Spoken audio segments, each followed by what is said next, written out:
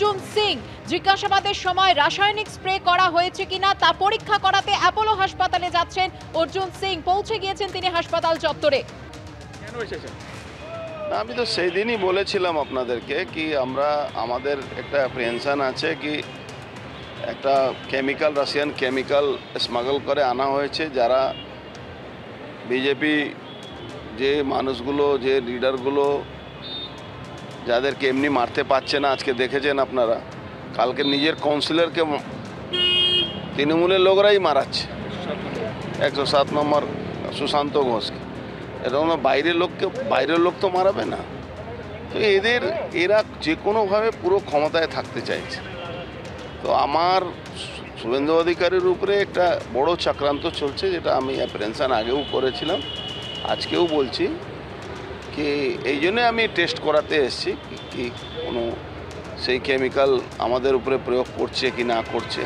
কেন আপনি জানেন আমাদের যে সেন্ট্রাল ফোর্স যেভাবে ঘিরে রাখে, কিন্তু তা সত্ত্বেও কতবার অ্যাট্যাক হলো।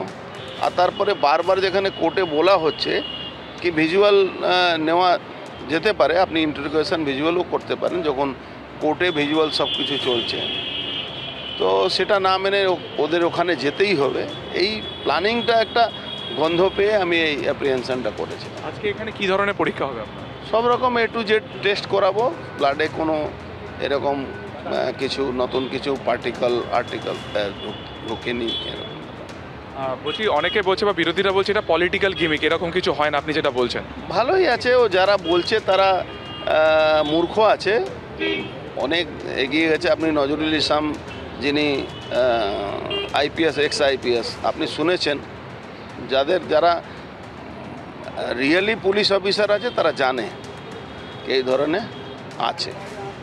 গতকালকে আমরা গত বুধবার দিনকে আমরা দেখেছিলাম উপনির্বাচনের আগে এরকম একটা খুন হলো অশোক সাউ। এখনো পর্যন্ত আজকে প্রায় 4 দিন একজনই গ্রেফতার, ফরেন্সিক এখনো পর্যন্ত যায় করবে না। তো ফরেন্সিকের অবস্থা এখানে এরকম আছে, প্রিয়ঙ্কু পাণ্ডের উপরে যখন গুলি চলে, তার চেয়ারে যেখানে বসেছিল যে গাড়িতে, তার পিছনে 2টো গুলি ছিল, তারা খুঁজে বের করতে পারেনি।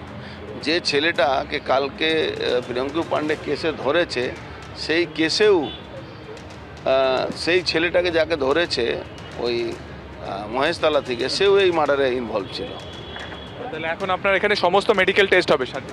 মেডিকেল টেস্ট দেখা যাচ্ছে এই মুহূর্তে অর্জুন সিং তিনি কিন্তু এখন এই মুহূর্তে অ্যাপোলো হাসপাতালের ভেতরে যাচ্ছেন এবং তিনি কিছুক্ষণের মধ্যে ভাটপাড়াতে নিজের বাড়ি থেকে আজকে বেরিয়েছিলেন এবং তিনি এই মুহূর্তে হাসপাতালে ঠিক বাইরে রয়েছেন এবং তিনি যেটা জানাচ্ছেন যে আজকে তার শারীরিক যে মেডিকেল পরীক্ষা হবে, সেই মেডিকেল পরীক্ষা কিন্তু তার আজকে এখানে হবে এবং পুরো দেহের তারা কিন্তু আজকে এখানে টেস্ট হবে, মেডিকেল টেস্ট হবে। এবং তিনি যেটা জানাচ্ছেন যে গত পরশু দিনকে তাকে ভাটপাড়ার একটি পুরসভার দুর্নীতি মামলাতে তাকে কিন্তু ডাকা হয়েছিল ভবানী ভবনে, এবং সেই ভবানী ভবনে ডাকার আগে তিনি কিন্তু একবারে সংবাদ মাধ্যমে বলে গেছিলেন যে একেবারে রাশিয়া থেকে একটা রাসায়নিক তা স্প্রে করে রাখা হয়েছে এবং সেখান থেকে তাকে কিন্তু প্রাণনাশে তিনি একটা আশঙ্কা করেছিলেন। শুধু নিজের নয়, শুভেন্দু অধিকারীর ক্ষেত্রে তিনি কিন্তু একই রকম আশঙ্কা প্রকাশ করেছেন।